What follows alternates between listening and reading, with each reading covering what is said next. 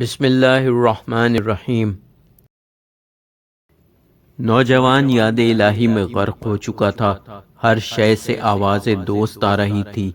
اب عشق کا وہ مرحلہ آ گیا تھا جہاں دنیا کے تمام مادی رشتے توڑ دیے جاتے ہیں اور سجدہ گاہ دل کو بتوں سے خالی کر دیا جاتا ہے۔ نوجوان بھی ذہنی یکسوئی اور سکون دل کی خاطر دنیا سے کنارہ کش ہو کر دریا کے کنارے آ پڑا تھا۔ یہاں حرص و ہوس کے ہنگامے نہیں تھے۔ کئی دن جذب کے اسی عالم میں گزر گئے۔ نوجوان دنیا و ما فیہا سے بے خبر مراقبے کی منزلیں طے کرتا رہا۔ بالآخر روح کا سفر جاری رہا مگر جسم تھک گیا۔ نوجوان نے آنکھیں کھول کر چاروں طرف دیکھا، ہر طرف روح کا عالم تھا۔ نوجوان کو شدت سے بھوک محسوس ہو رہی تھی۔ اس نے دور تک نظریں دوڑائیں، قرب و جوار میں انسانی آبادی کے آثار تک ناپید تھے۔ نوجوان نے ایک لمحے کے لیے سوچا، پھر آسمان کی جانب نگاہ کی، ایک صابر و شاکر بندے کی طرح۔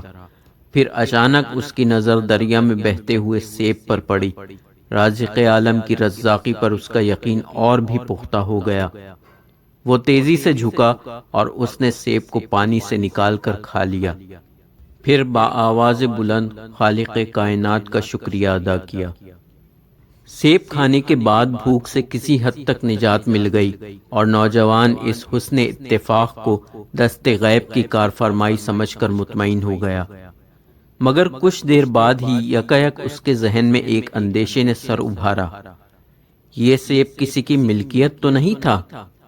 اس خیال کے آتے ہی نوجوان مضطرب ہو گیا اور اس کے پرنور چہرے پر وحشت سی برسنے لگی، جیسے اسے کسی نے چوری کرتے ہوئے پکڑ لیا ہو۔ کیا تو نے سیب کے مالک سے اسے کھانے کی اجازت مانگی تھی؟ کسی نے پکار کر کہا۔ نوجوان نے گھبرا کر اس طرف دیکھا جدھر سے آواز آئی تھی، مگر وہاں کوئی موجود نہیں تھا۔ نوجوان ذہنی کشمکش میں مبتلا تھا کہ چند لمحوں بعد ہی اسے وہی آواز پھر سنائی دی۔ دیکھتے ہی دیکھتے ذہنی کشمکش وحشت میں تبدیل ہو گئی۔ نوجوان کی سمجھ میں نہیں آ رہا تھا کہ یہ کیسی آوازیں ہیں اور اسے پکارنے والا کون ہے۔ آخر بہت دیر بعد اس پر یہ راز افشاں ہوا کہ یہ آوازیں کسی غیر کی نہیں، خود اسے اس کا ضمیر پکار رہا ہے۔ پھر یہ خلش اس سے برداشت نہ ہو سکی اور وہ بے اختیار دریا کی اس سمت روانہ ہو گیا جدھر سے سیب بہہ کر آیا تھا۔ نوجوان تیز رفتاری کے ساتھ دریا کے کنارے کنارے چلتا رہا اور قدم قدم پر دعا مانگتا رہا کہ سیب کے مالک سے ملاقات ہو جائے اور وہ اس سے اس بددیانتی کی معافی مانگ سکے۔ کافی طویل سفر تھا، کئی وقت کے فاصلوں سے نیم جاں مسافر تھکتا جا رہا تھا کہ اسے سیبوں کا ایک باغ دکھائی دیا۔ نوجوان کو اپنے نڈھال جسم میں تازگی کی ایک لہر سی محسوس ہوئی۔ اس نے دیکھا کہ سیب کے کچھ درخت پانی پر جھکے ہوئے تھے۔ نوجوان کو یقین آ گیا کہ جس سیب نے کچھ دیر کے لیے اس کے شکم کی آگ کو سرد کیا تھا، اس کا تعلق اسی باغ سے تھا۔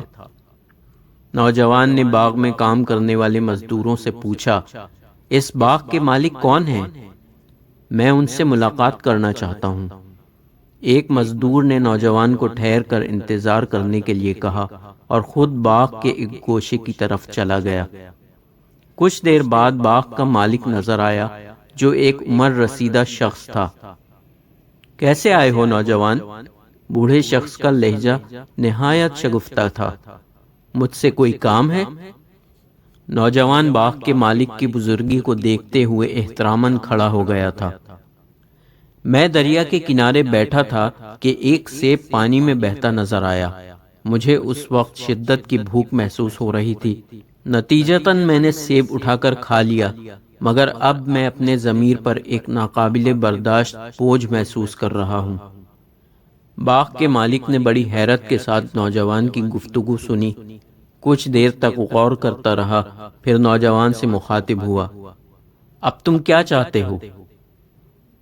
میں اپاہج نہیں ہوں، ورنہ آپ سے اپنی اس غلطی کی معافی مانگ لیتا۔ نوجوان نے مؤدبانہ لہجے میں عرض کیا، بوڑھا استفہامیہ نظروں سے نوجوان کی طرف دیکھنے لگا، پھر آہستہ سے بولا، میں تمہاری اس بات کا مفہوم نہیں سمجھا، ذرا وضاحت سے اپنا مقصد بیان کرو۔ میرا مطلب یہ ہے بزرگ کہ جب انسان کے دست و پا صحیح و سلامت ہوں تو اسے اپنے جرم کی سزا برداشت کرنی چاہیے۔ نوجوان نے ٹھہر ٹھہر کے مدھم آواز میں کہا، میں جانتا ہوں کہ مجھ میں ایک سیب کی قیمت ادا کرنے کی صلاحیت ہے، مگر چونکہ میں نے نادانستگی میں ایک جرم کیا ہے، اس لیے اب سیب کی قیمت بازار کے مطابق نہیں ہوگی، بلکہ جو کچھ آپ طے کریں گے وہی قیمت دل سے تسلیم ہوگی، اور میں بارضا و رغبت اسے ادا کروں گا۔ اس کے بعد خدا کے ہاں میرے ذمے آپ کا کوئی حساب باقی نہیں رہے گا۔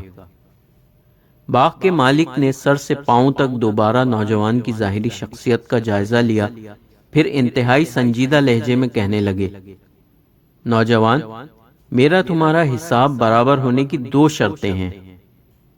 نوجوان نے حیرت سے باغ کے مالک کی طرف دیکھا، ایک معمولی چیز کی قیمت کی ادائیگی کے لیے پیشگی شرائط؟ اس نے سوچا، مگر زبان سے کچھ نہیں بولا۔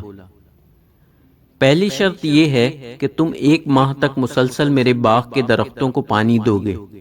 باغ کے مالک نے اپنی شرائط کی وضاحت کرتے ہوئے کہا، جب تم میری مرضی کے مطابق اس کام کو تکمیل تک پہنچا دو گے تو پھر میں اپنی دوسری شرط بیان کروں گا۔ اگر ان میں سے ایک بھی شرط پوری نہ ہوئی تو میدان حشر تک تم میرے قرضدار رہو گے۔ آپ مطمئن رہیں، خدا نے چاہا تو میں باحسن خوبی آپ کی یہ شرائط پوری کر دوں گا۔ نوجوان نے کسی ہچکچاہٹ کے بغیر جواب دیا۔ باغ کے مالک نے ایک بار پھر حیرت بھری نظروں سے نوجوان کی طرف دیکھا، تم نے مجھ سے یہ نہیں پوچھا کہ 1 ماہ کی شدید محنت و مشقت ایک سیب کی قیمت کے برابر کس طرح ہو سکتی ہے؟ ایک لمحے کے لیے مجھے خیال آیا تھا، مگر یہ سوچ کر مطمئن ہو گیا کہ بہرحال آپ کو راضی کرنا ہے۔ اگر آپ راضی نہیں ہوں گے تو میرے جسم کا یہ داغ کس طرح مٹے گا؟ باغ کے مالک پر کچھ دیر تک حیرت و سکوت کی کیفیت طاری رہی، پھر نوجوان کو مخاطب کر کے بولا، اب تم اپنا کام شروع کر دو، 1 ماہ بعد ملاقات ہوگی۔ یہ کہہ کر بوڑھا شخص بڑے بے نیازانہ انداز میں اپنے مکان کی طرف چلا گیا۔ الغرض شدید محنت کے بعد جب نوجوان نے باغ کے مالک کی اس شرط کو تکمیل تک پہنچایا تو وہ جہاں دیدہ شخص ذمہ داری کے اس احسان پر حیران رہ گیا۔ نوجوان کی پیشانی پسینے سے تر تھی، مگر اس کے ساتھ ہی سجدے کا وہ نشان بھی جھلک رہا تھا جو اس بات کی گواہی تھی کہ نوجوان نے اپنے ماہ و سال کس طرح گزارے ہیں۔ بوڑھے کی حیرت بڑھتی جا رہی تھی، مگر اس نے اپنی دلی کیفیات کا اظہار نہیں کیا۔ اب آپ مجھے اپنی دوسری شرط بتائیں۔ نوجوان کے لہجے میں بیزاری نہیں، بے قراری تھی۔ وہ جلد از جلد باغ کے مالک کا قرض ادا کر دینا چاہتا تھا تاکہ اسے اپنی ریاضت میں ذہنی یکسوئی اور قلبی سکون حاصل ہو سکے۔ دوسری شرط یہ ہے کہ تمہیں میری لڑکی سے شادی کرنی ہوگی۔ باغ کے مالک نے انتہائی سرد لہجے میں نوجوان کی طرف دیکھتے ہوئے کہا۔ دوستوں، اس کہانی کا پہلا حصہ یہاں پر ختم ہوتا ہے۔ باقی کہانی کے لیے دوسرا حصہ ملاحظہ فرمائیے۔